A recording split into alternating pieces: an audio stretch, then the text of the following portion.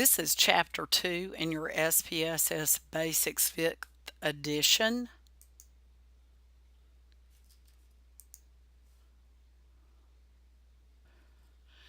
We'll be entering and saving a set of scores, and this will be within the scale variable.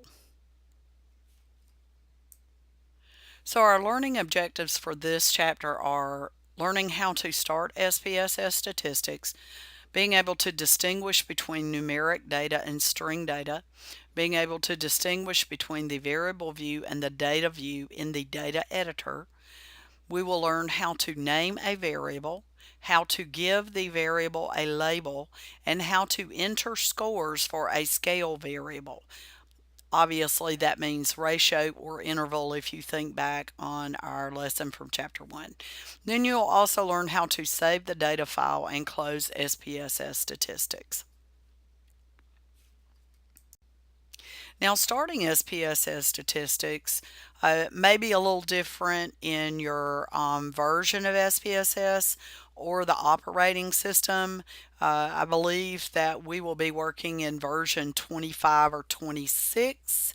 It might be 23. I really am not sure as to which one the university has. However, what you will do is you will look for the Windows logo on your screen. You'll click on Start at the left corner of the screen, and then when you see the SPSS logo, you will click on the logo. If you have any difficulty and you're in the lab, let me know, and I'll be happy to come over and help you.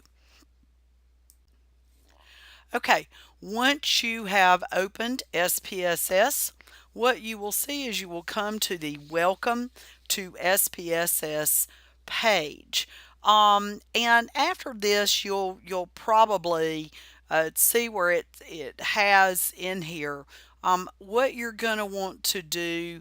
If you see up at the very top under New Files, SPSS kind of determines that either you want to open a new data set or it's giving you a list of files that you can open. So you may have been working within these files, but that is how you want to begin. So what you'll probably want to do is do a new data set. So click on the new data set, and then we'll go to the next learning in the next step. Now we're looking at numeric versus string data. Now what I want you to understand is numeric data is scores. String data is letters. So anytime you're doing data entry and it has numeric data, this is scores, or any scores, you would consider it numeric data. Any of the string data might be words, it might be some codes, it might be sentences. So any of this is what we're going to look at. In this chapter, we're only using numeric data for scores at the scale level of measurement. All right, well, when you have then open SPSS, you'll see that you'll see at the very bottom, and I've highlighted variable view. If you see variable view is in yellow and I have a red circle around it, I want you to understand there are two different views. You have variable view, and that is this one, and if you see at the top it has the name. You can name the variable, you can label the variable, and we'll learn how to do that coming up. Then the next thing is the data view. So now let's look at data view. As you see, data view is highlighted in yellow, which is very nice for you to be able to then note which view you're in. In the much older versions, we did not have the color option, so this is really helpful. So you can see that you have data view and you have variable view. Now in the data view, what you see is you see where you'll be entering scores. Now you can switch back and forth between variable view and data view simply by clicking on the tabs that say data view and variable view at the lower left hand corner of the data editor. So why don't you stop the video, go to your SPSS and switch back and forth. But be sure to come back to variable view, and we're going to go ahead and show you how to enter data, and start by naming a variable. So here we are. So now we're going to actually name and label a variable. So if you see, I have already started. I have typed school, which by the way, this is our scores on an attitude towards school scale, and we have possible scores ranging from 0 to 10. So now what we're going to do is we're going to give the variable a name, and we're also going to give it a label. So first type school under name, and you'll see that's highlighted, and then if you look, you can type attitude towards school, and then you'll press enter. So now everything is in.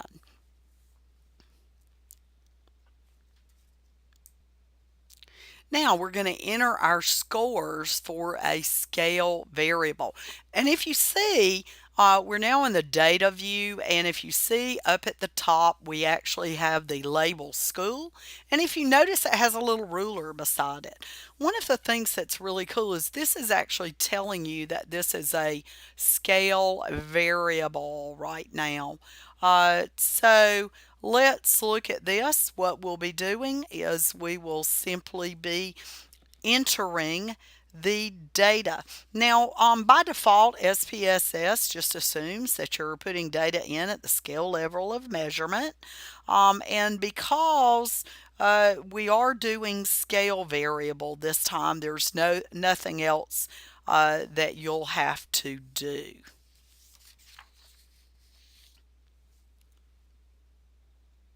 Now, on this page, this has the scores for the scale variable that you will be doing in SPSS. And one of the great things about this is the table 2.1 has the numbers on it. If you look, let me go over these numbers. This is in chapter 2. I have them entered,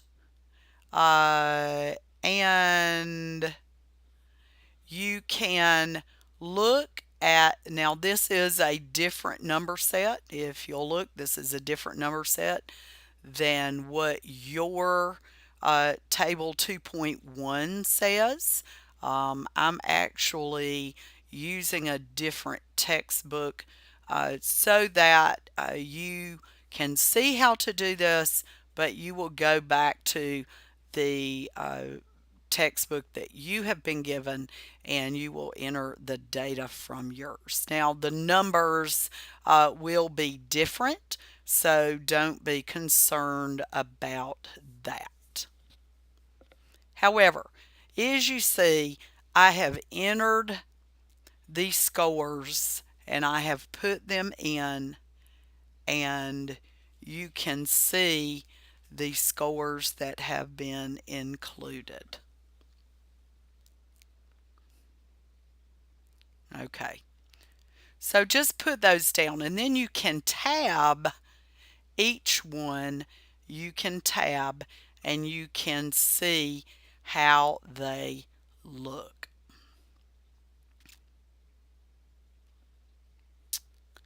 Okay.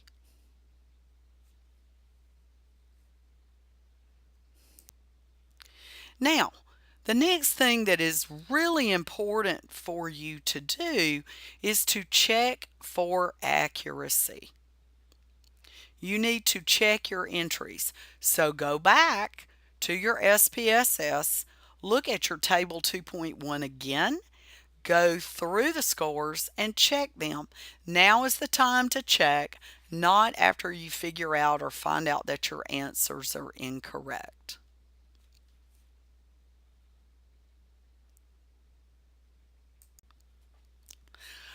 I need to mention that one of the major errors within SPSS is that students do not check carefully to see all of the scores have been entered correctly. This is a major problem. So you'll want to go back and check that. Now, next to the last thing that we will do is we will name and save the data file. To do this, you will simply click on the word File, as you see at the top. You will click Save As. You should know how to do this from any of your other work in computers. And then you would type the title of the data file, Attitude Towards School. As you see up at the top, mine says Attitude Towards School.sav. That is the ending for SPSS, and you see it's data set 1.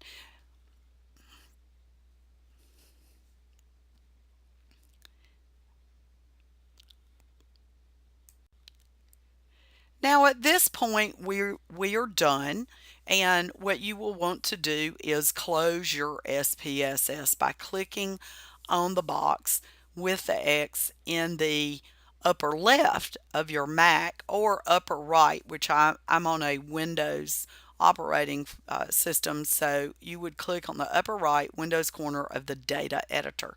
Let me also say that when you submit your work, you will want to go to your data editor, and as you see how I have kind of made sure that you see the data view and the variable view, you'll need to be sure that you have pictures of that within your Word document to show that you have done your work. Next, we'll move to Chapter 3, which is creating a frequency distribution.